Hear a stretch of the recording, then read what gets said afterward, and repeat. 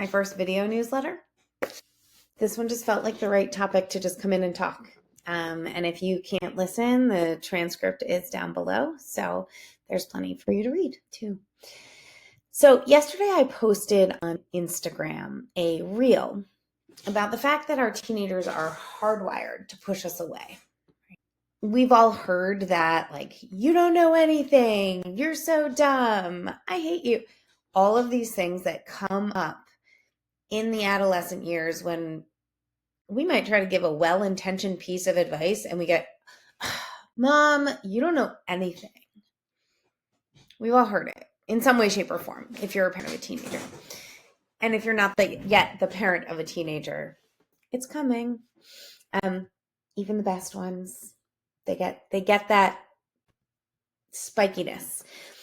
And it's because they're hardwired to push us away, right? Adolescence is the prime time for identity formation. And so our kids are forming their identity. They're pushing and then they're coming back, and then they're pushing and they're coming back, and then they're pushing and then they're coming back. So we get this, I hate you, can you watch a show with me dynamic that can happen. And so there's three things that you can really do during this time period to help make sure that you weather it, your family weathers it, your kids weather it, and everybody hopefully comes out on the other side still relatively intact. And the other side might be when they're like 26, right? But one of the three things you can do is to stay present and available to them. So they're pushing you away. That doesn't mean you need to push in and like be digging around in all of their emotional stuff. That's not necessarily helpful. But what is helpful is to say, hey, I'm here if you need me. I went through something like that once too. It really sucked, stunk, whatever your family language is. I'm here if you want to talk about it. And make sure that they know that there's always a seat for them at the dinner table, that you are always present, that you're still inviting them to come and do things with you as a family, which leads to part two. Stay consistent with your expectations. So there may be things that they're not just invited to, but they're required to be a part of.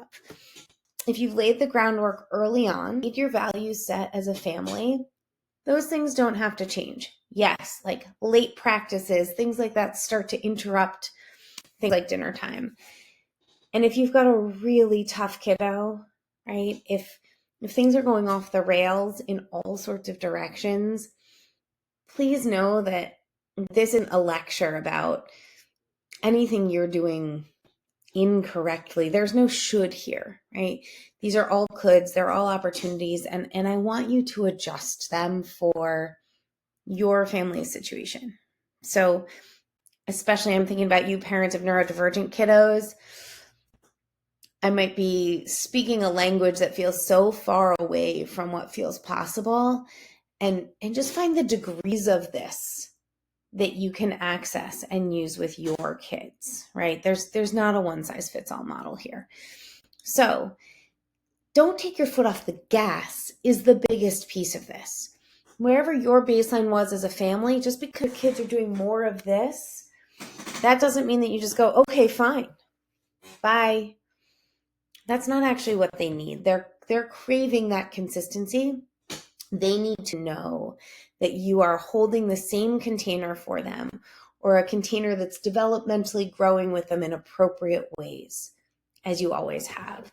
If you're familiar with Gabor Mate's work, this book, Hold On to Your Kids, does a really beautiful job of making the case for why we as adults need to set the value system for our families and for our children. And then as they go out into the world, they know that that's an anchor that they can swim back to. If we don't provide the moral compass, the set of boundaries, and the expectations, our kids become like fish swimming in a circle, chasing each other's tails, with Jane thinking that Jimmy has the right moral direction, and Jimmy thinking that Fernando has the right moral direction, and Fernando thinking Emily has the right moral direction, and Emily thinking Jane does.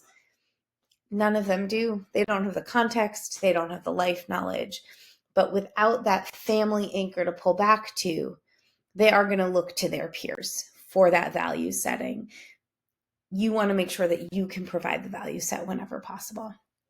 Which gets me to gets me to number 3, which is when they do this push, you want to make sure that they have a safety net of other adults who follow, broadly speaking, a similar value set. It might not be identical, and that's also healthy, but a fairly decent moral compass that matches your family's that they can fall back to, right?